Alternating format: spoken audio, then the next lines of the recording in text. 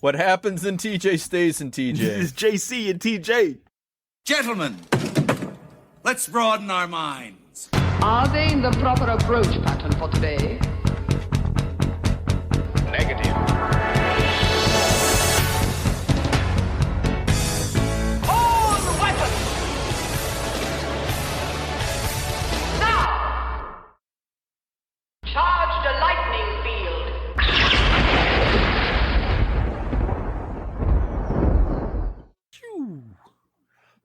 Lasers. What?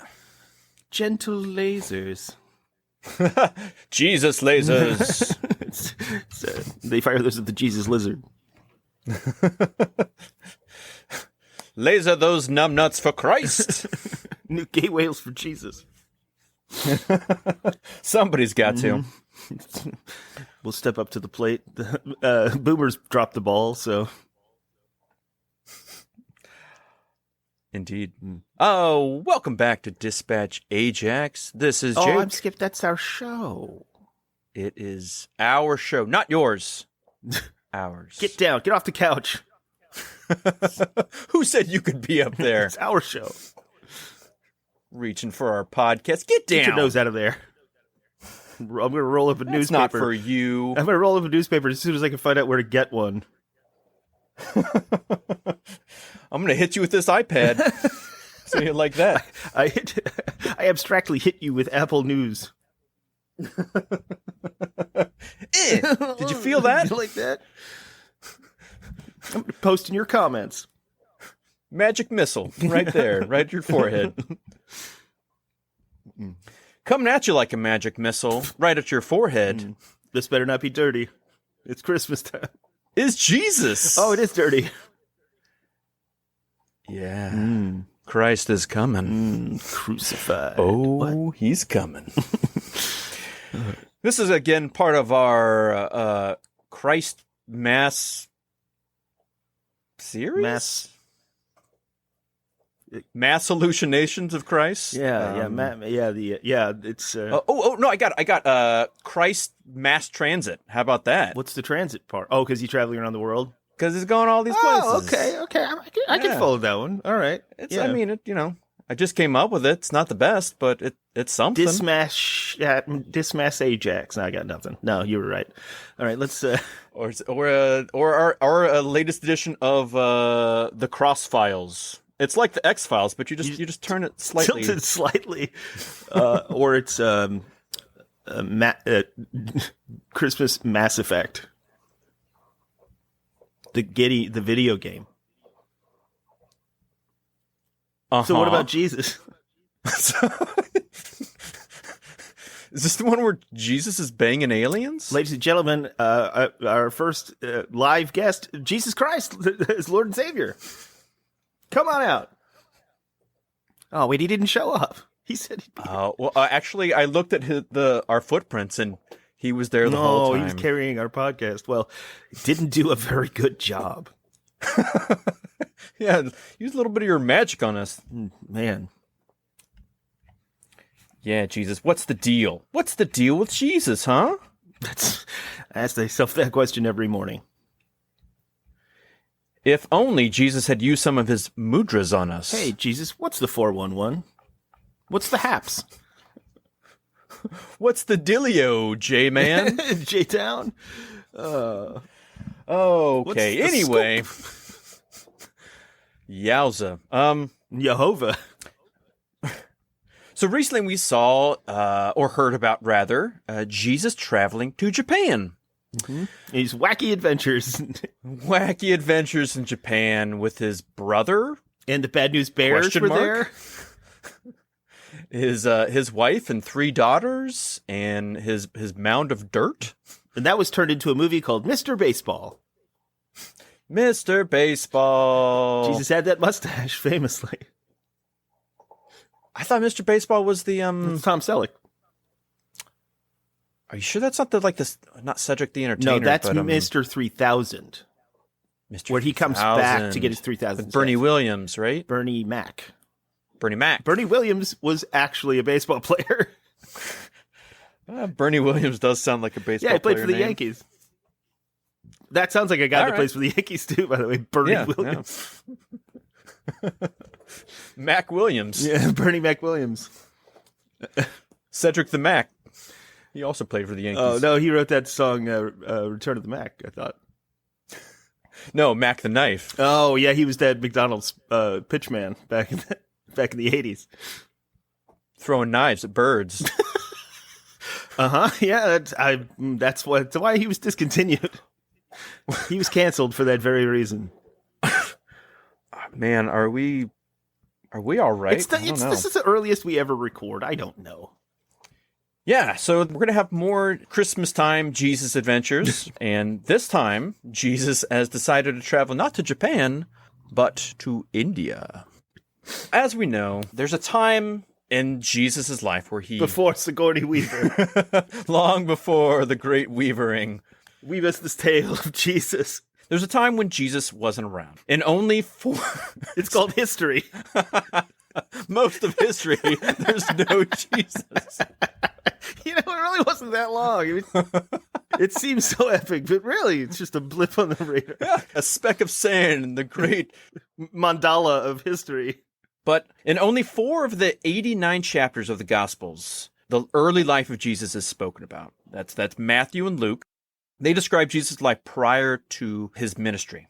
Young Jesus Adventures. The Adventures of Young Jesus. Mm-hmm. And then they do that thing where it's like half of them when he's like 6 and then half of them when he's like 19, you know, like young Indiana Jones. Oh, yeah. But what happened in those years you don't see? Yeah, exactly.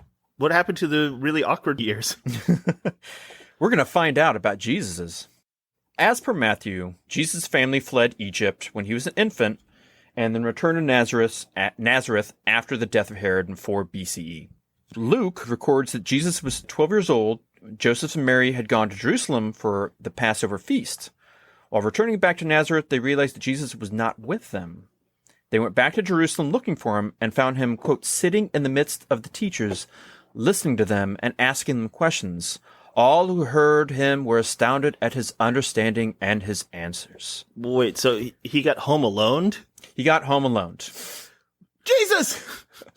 I made God disappear. No, that was Nietzsche that said that. And Nietzsche said, God was home alone. They got all the way to that Nazareth concert and realized they didn't have Jesus with them. Jesus! How do you not? It's a kid. How do you not know you have him? I mean, it's not like that van full of kids where they just count heads and that pesky neighbor kid was there accidentally. Moses, Lazarus. Who's that shoveling snow? That's Pontius Pilate. All right. Oh, don't go near him. So that's the last we hear about Jesus' childhood. The next time he appears in the Gospels, he is already 30 years old when he travels from Galilee to Jordan to be baptized in the river by John. But what happened in those lost years of Jesus? Because a single line sums it up. And Jesus advanced in wisdom and age and favor before God and man. Now, possibly, he traveled to Japan and lived his life out, had a wife and 3 kids, and his weird brother died on the cross, and then he took his ear and a lock of his mother's hair and went to Japan and made a became necklace. A great teacher. Or maybe something else happened altogether. I just pictured like Christian Bale from American Psycho fucking in the mirror, you know, like that's what he was doing the whole time. Didn't he play Jesus at one point? Did Christian Bale play Jesus? He did. Did he? Yeah. And what? I think you're thinking Reign of Fire. I think that's where Jesus fought dinosaur lizards. Where Jesus fought Matthew McConaughey. Yeah. It's England versus America is what it was. Well, they teamed up. Eventually. Yeah. That's a bizarre movie we should get to at some point. It is a strange movie. I don't hate it. A lot of people don't really love it. I think it's not too bad. So to learn about this, we will travel back to 1894, where Russian journalist Nicholas Notovich put out a book called The Unknown Life of Jesus Christ.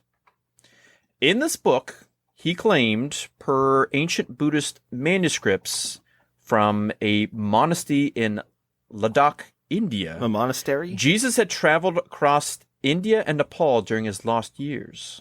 He learned from both Hindu and Buddhist masters, and he preached to people before returning to then die on the cross. Okay, update. Update? Breaking news.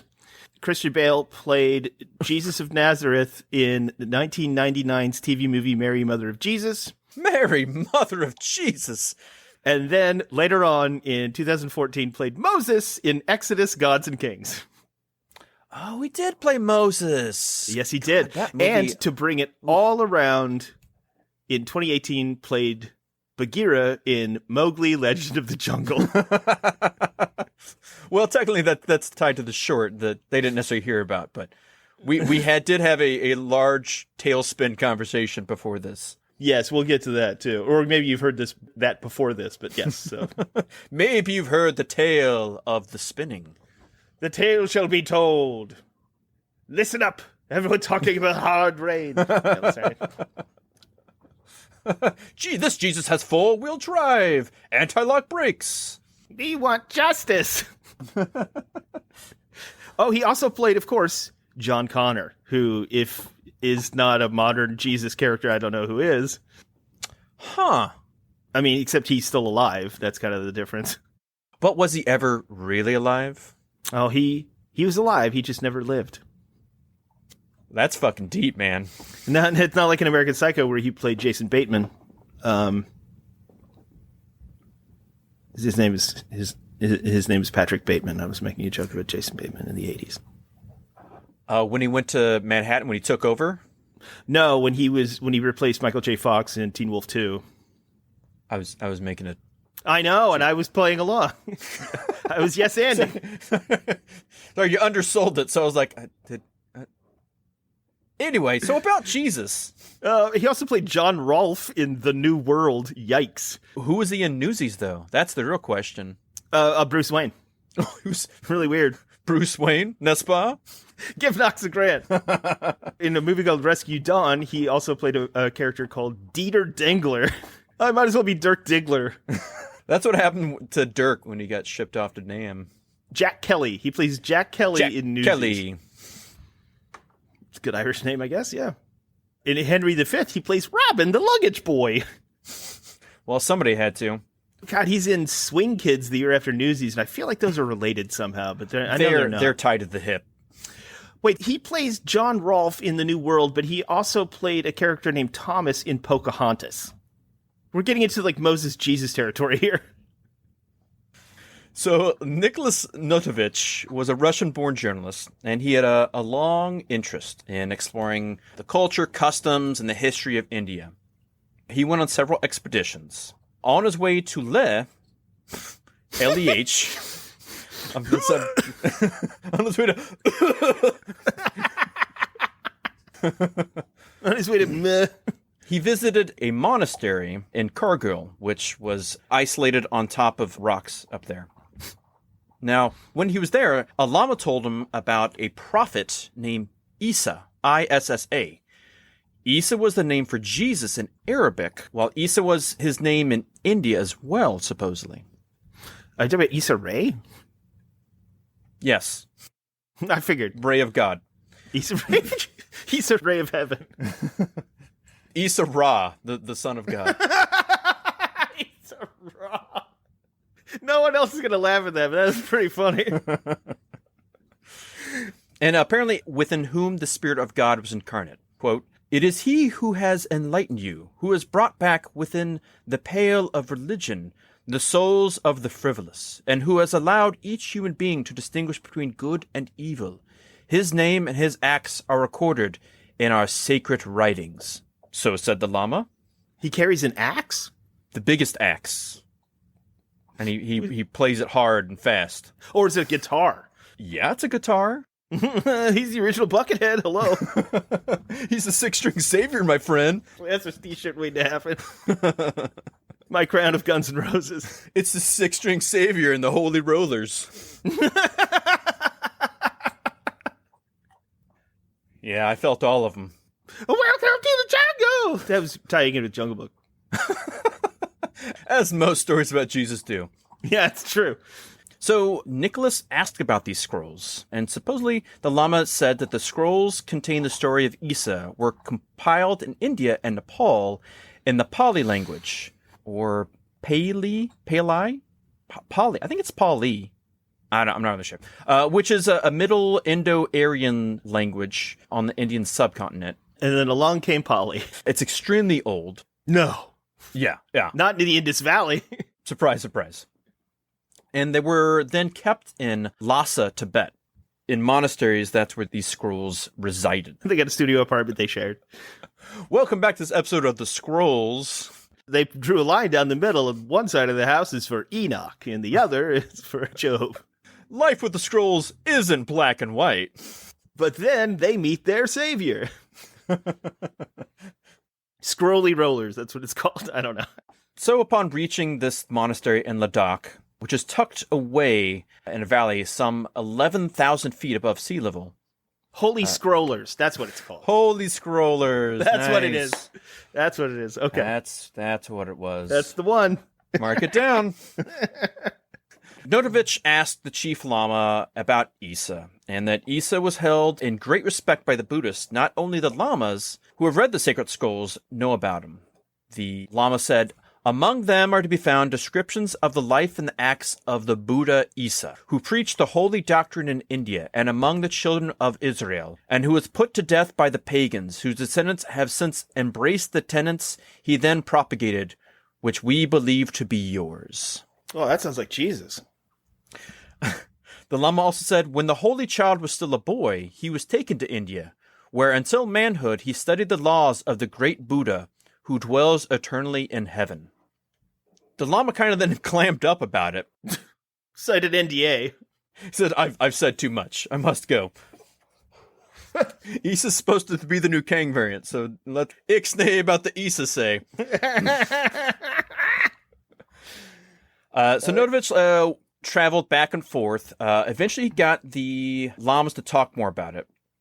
After several requests to the chief lama, who finally assented and produced two, quote, large bound volumes with leaves yellowed by time, and from there read to him about the biography of Issa, which was composed of isolated verses scattered out of sequence throughout the scrolls. Notovich interpreter translated the scrolls from Tibetan, which the Russian journalist then wrote and compiled into a book, The Life of Saint Issa, Best of the Sons of Men. And that movie became Children of Men.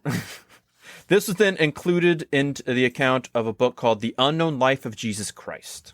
Now, the life of the Saint of Issa is an incredible document, and the events leading up to the birth of Issa in Israel don't change that much from what's in the Old and New Testament. But things get a little sticky in Issa's 13th year. So this is the age when, according to Jewish custom, an Israelite should take a wife. So many rich and noble men came to the doorstep of Jesus' parents To try and marry Jesus. Exactly. They wanted to have Jesus or Issa as a son-in-law because he was, quote, already famous for his edifying discourses in the name of the Almighty. But Pauly Shore objected. It's the Issa. Apparently, Issa, though, was intent, quote-unquote, on perfecting himself in the divine word and studying the laws of the great Buddhas. So, secretly, he left his parents' house in Jerusalem. And What was that? Let's take that one again. He left his house in Jerusalem, and he left towards India with a caravan of merchants. The journey would take him along the Silk Route, and by the time he reached Sind, he was 14 years old. Issa crossed then the breadth of India and reached the temple of Lord Jagannath, Krishna, in Puri, on the eastern shore, where the priest joyously welcomed him. Quote, they taught him to read and understand the Vedas, to cure by aid of prayer, to teach, to explain the holy scriptures to the people, and to drive out evil spirits from the bodies of men, restoring them unto their sanity. Supposedly he spent 6 years in the holy city of Puri, Rajagiriya, and Benares, otherwise known as Varanasi. I'm butchering all of these names, I'm sure. And he was loved by all. Over time, he had a fallout, though, with the Brahmin priests, who forbade Issa from preaching the Vedic doctrines to the lower caste, the Sudras. For it was said the Sudras were to serve in perpetuity as slaves to the upper castes. Issa would have none of it, though. He told the Brahmins, quote, God the Father makes no difference between his children. All to him are equally dear. And he would not deprive his brethren of divine happiness. Otherwise, it would be as to deprive themselves. So it came to Issa that there was to be a danger. And so he then escaped to the birthplace of the Buddha at Lumbini in Nepal, near the foothills of the Himalayas. It sounds like it was named by a Jawa.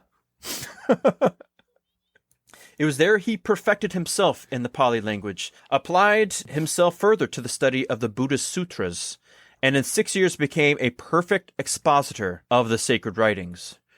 During this time, he traveled across the land, over the Himalayan ranges, where he visited Kashmir and Ladakh as well. Over the hills and through the snow.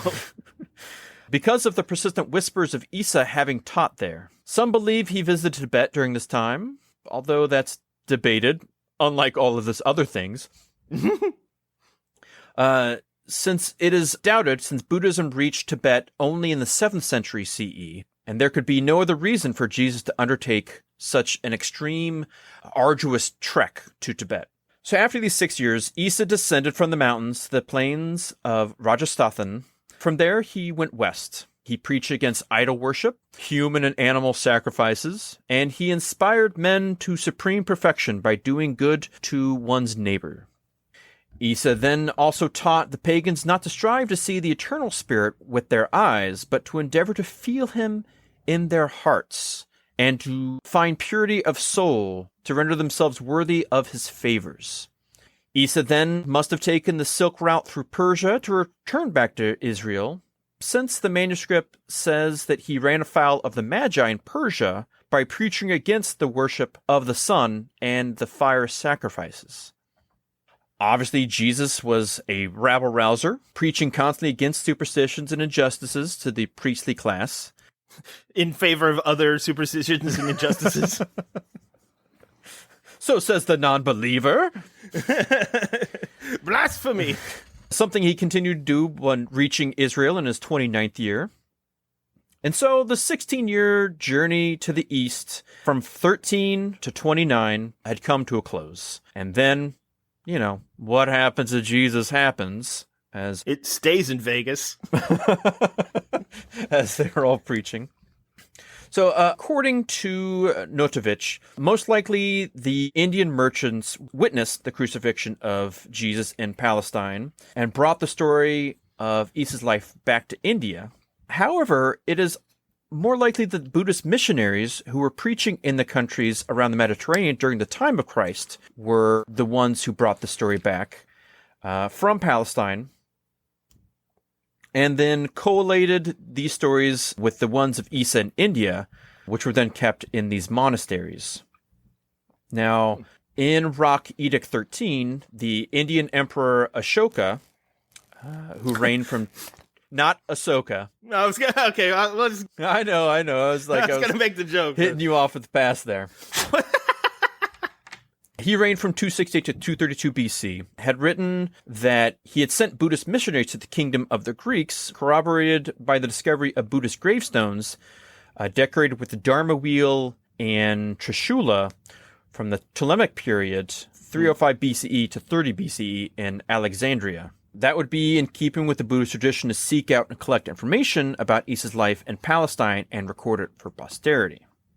Now, many also say that Notovich's account were not improbable, but not likely, and that he could have fabricated much of this. Again, the lamas are quite stingy, especially to Westerners, with their records and their knowledge. But Notovich had another key bombshell in his book. Said that he met a cardinal of the Roman Church. Of course, he didn't give his name. Surprise, surprise. Cardinal Steve. Hey, I'm Steve. Hey! Hey, Jesus, huh? Forget about it. Cardinal Giulio here. Supposedly, this cardinal told Notovich the unknown life of Jesus Christ is no novelty to the Roman Church. The Vatican Library possesses 63 complete or incomplete manuscripts in various Oriental languages referring to this matter, which have been brought to Rome by missionaries from India, China, Egypt, and Arabia.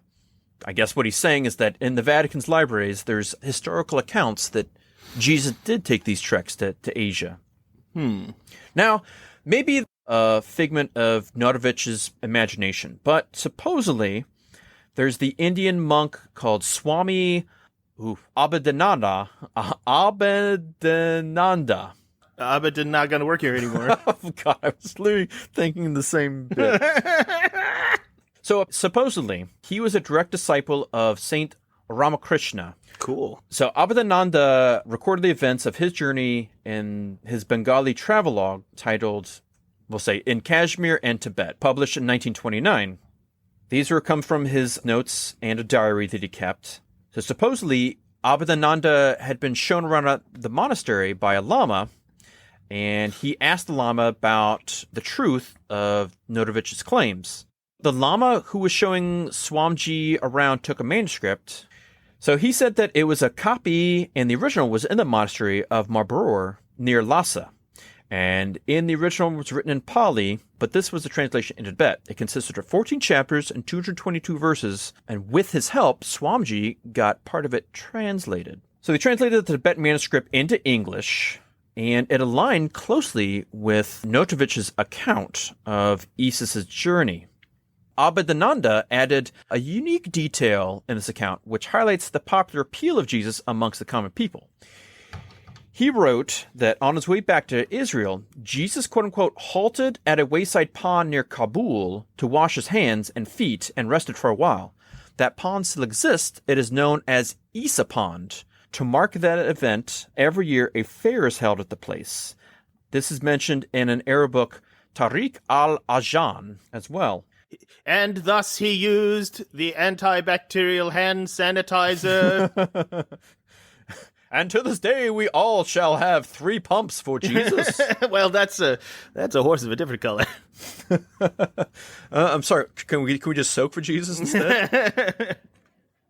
So Abhadananda's testimony is a supposed validation of Notovich's claim, and then there's Abhadananda's disciple, Swami Prajnananda. I missed an A-N in there. Said, I heard from his own lips that Abhadananda saw the scrolls at Hemi, and he translated from them. Years afterwards he inquired, but they said the scrolls were no longer there. I also requested to see the scrolls, but there is nothing. There are no scrolls. They have been removed. By whom? We do not know. Yet another... It's like Mormonism, right? Yeah. This is the same thing that happened supposedly in the Japan story, where there are these, mysterious documents that prove all of this, but they are spirited away, and no one knows where they're at anymore. So in 74-75, Tibetologists, these 2 guys, I'm not even going to give their name, they went to the Hemi Monastery and, quote, there is certainly a considerable collection of treasures locked away in a safe room known as the Dark Treasury. It is said to be open only when one treasure hands over to a successor. So supposedly this is where the scrolls of Issa are locked and hidden away. It's like Indiana Jones and the Last Crusade. Exactly. Yeah. Then there's the story of Nicholas Roerich, another Russian-born. Got a Russian Orthodox people in here. Yeah, it's kind of odd. But he was a Harvard-trained archaeologist and a professor at the Imperial Archaeological Institute. University of Chicago. You call this archaeology? Weren't you caught for grave robbing? That's something nobody ever talks about. He said he would take your head, or was it your hands? This belongs in a museum. So do you, Issa. He went on many journeys and treks through India, and he also came across the persistent murmurings about Saint Issa in those regions, which he recorded in multiple books.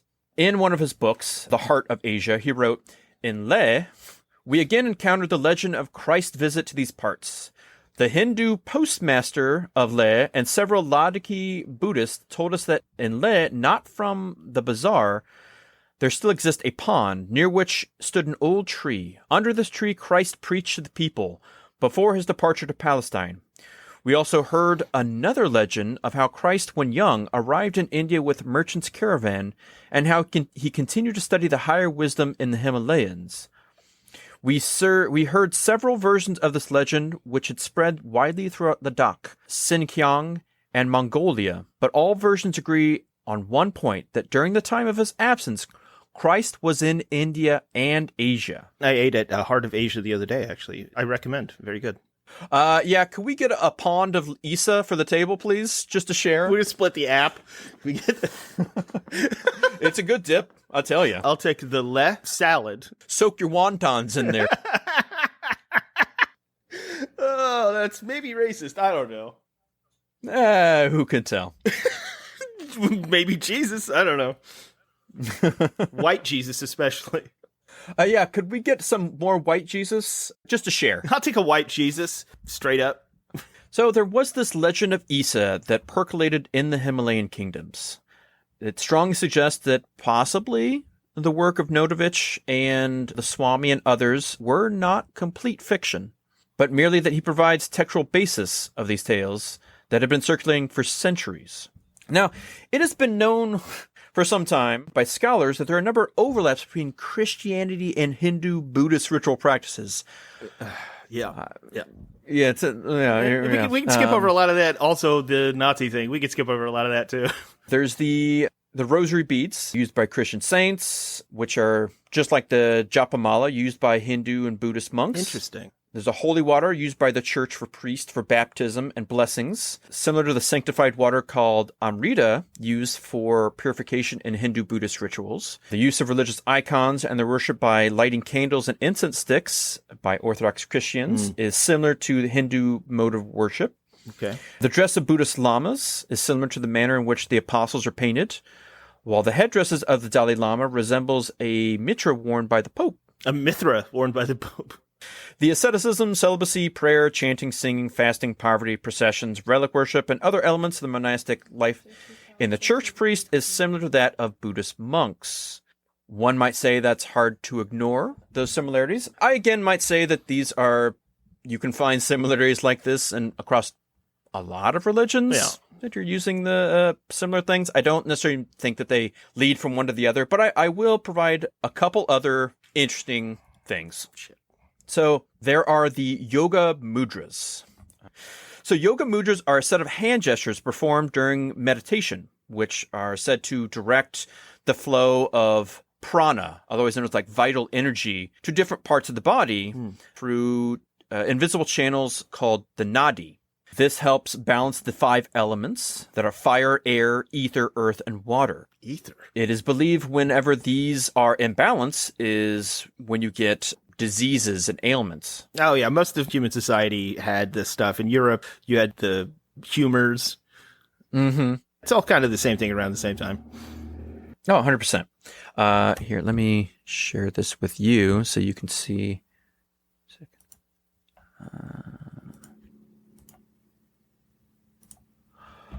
All right. Now, in Orthodox artwork, you often one thing I've always have found interesting, and it still applies, is saints and Jesus and other figures of stop skip. All right, well, hold on. You can have your moment in a second. Hey, come here. Jake was showing me these hand gestures that are from Hinduism. What does that look like to you? Shocker. What? So in these old, you think of old paintings, a lot of times they have these kind of strange hand gestures. Well, Jesus or the Pope or other saints. And there are some who believe that these are actually yoga mudras that are being displayed. So these the Prithvi mudra, which one would describe in the parlance of our times as the shocker, 2 in the pink, 1 in the stink. I call it the chakra. Oh, wow. That is blasphemous, and I love it. Oh, sacrilegious. Yeah. So this one, you see this painting of Jesus, supposedly, and his thumb and his ring finger are pointed down and touching while the other fingers are extended. I just thought he was a fancy boy. Here's another picture of Jesus where now his pinky and his ring finger are pointed down, touching his thumb, while his other two fingers are extended. And if you look at it, he punches you in the arm. Some say this is the prana mudra, which is also up. Then there's the apana mudra. One might say the too sweet from wrestling. Oh, okay. The rocking on. I was going to say he went to a Metallica concert, or he attended the University of Texas in Austin. His middle finger and his ring finger are curled down to touch his thumb. Hook 'em horns. It's good for the skin health.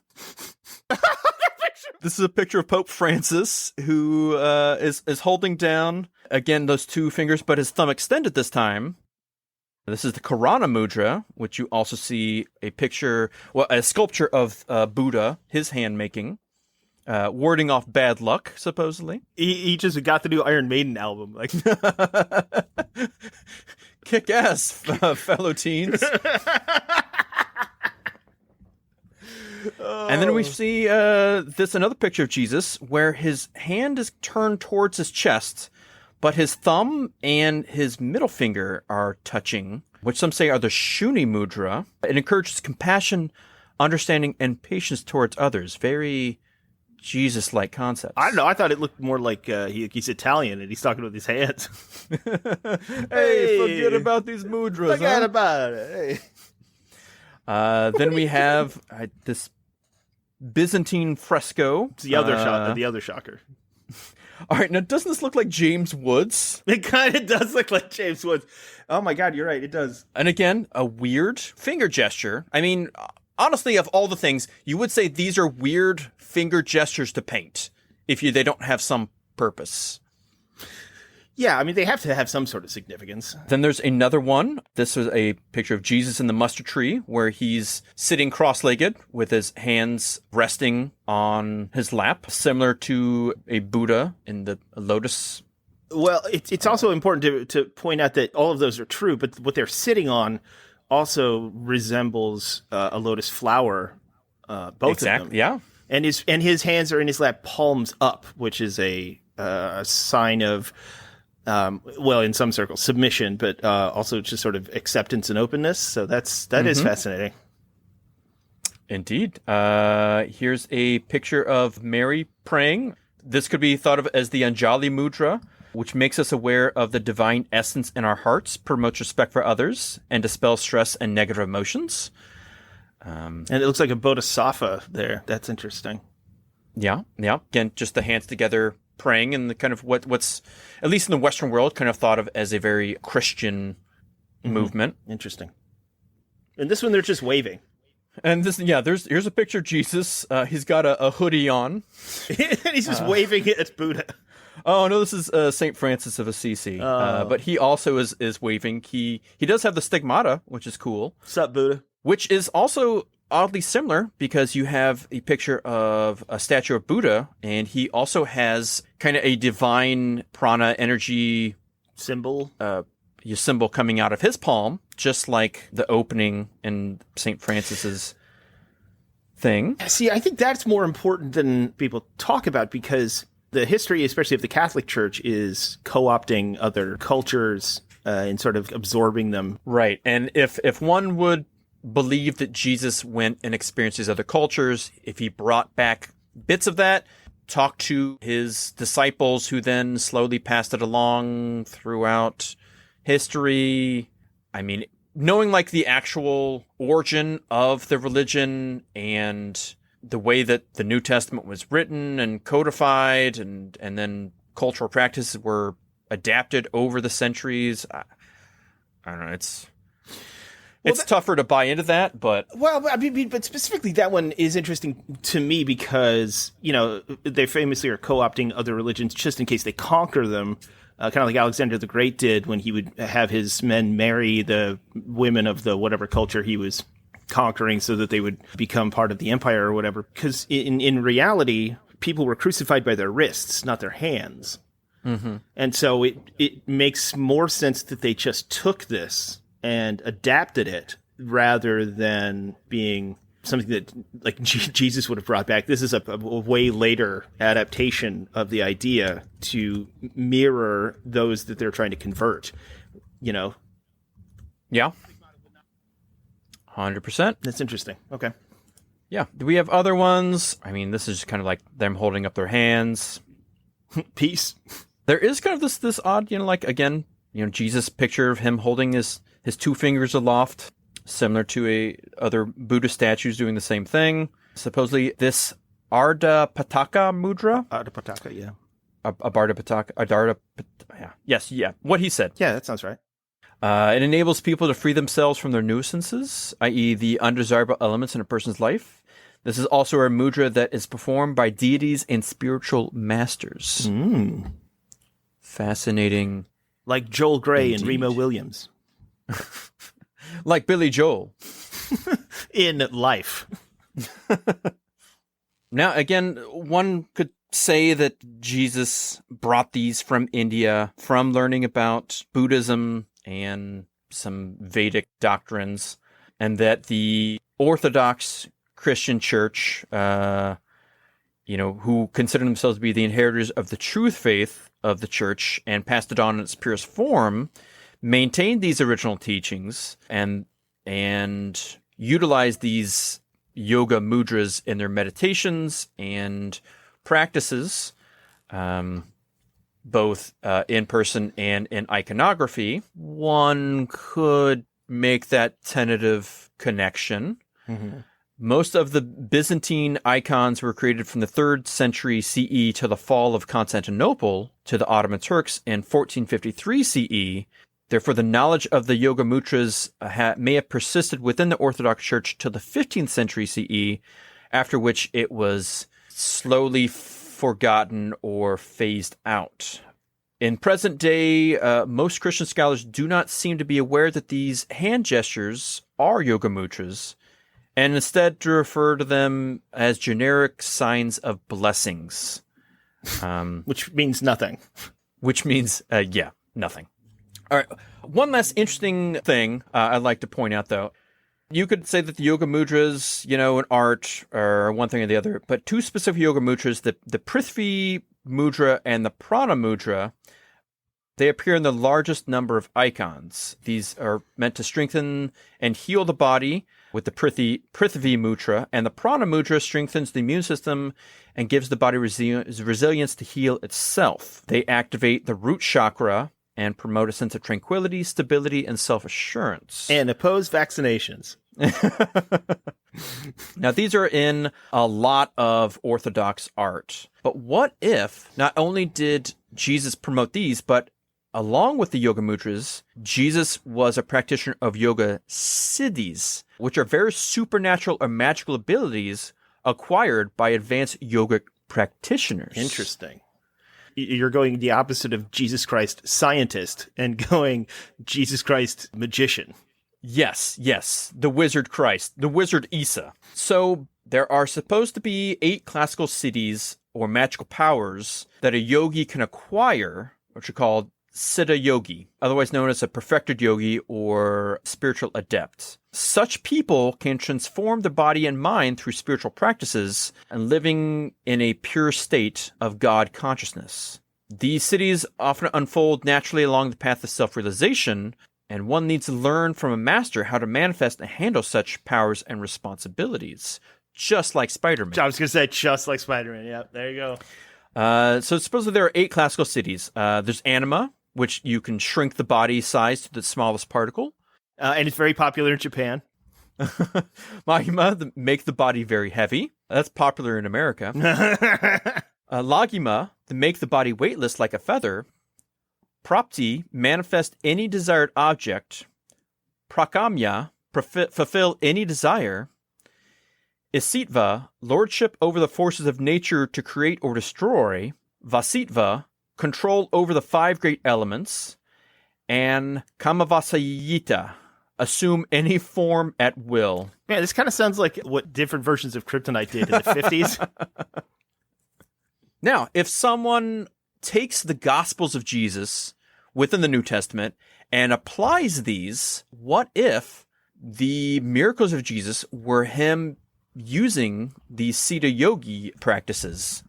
So, he fed 5,000 men with loaves and bread. That could be mastery over the city called Prapti, manifesting whatever you desire. Mm-hmm. Jesus walked on water using lagima, which makes the body become weightless. Jesus healed the sick and diseased people that were suffering from all kinds of ailments using the Vasitva Siddhi. Sorry, give me just a sec. No, Jesus now. Stop reading. Tell us about Jesus. Have you heard the good news? So maybe these miracles are magic powers that he learned from yogic practices.